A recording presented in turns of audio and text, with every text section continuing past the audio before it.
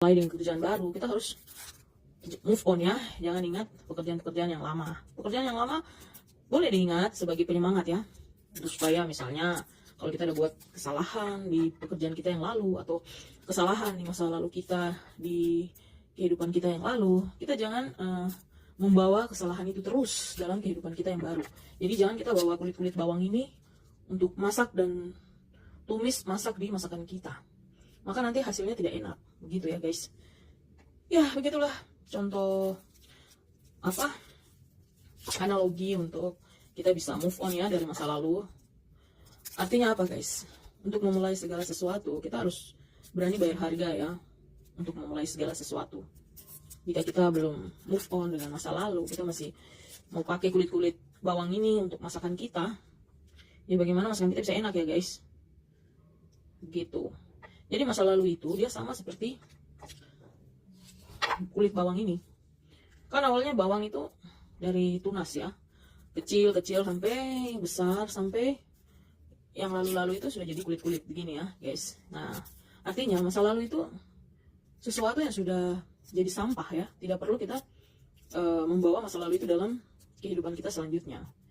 Nah jadi sebagai saran saja, sama seperti kita menguliti bawang ini, kita jangan memakai kehidupan kita yang sekarang dengan masa lalu kita.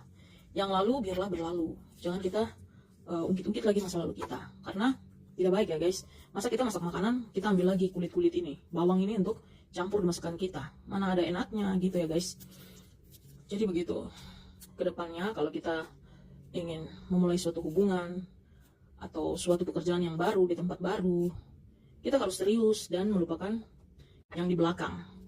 Bukan berarti melupakan, maksudnya jangan bawa-bawa hal yang lalu-lalu ke masa yang sekarang.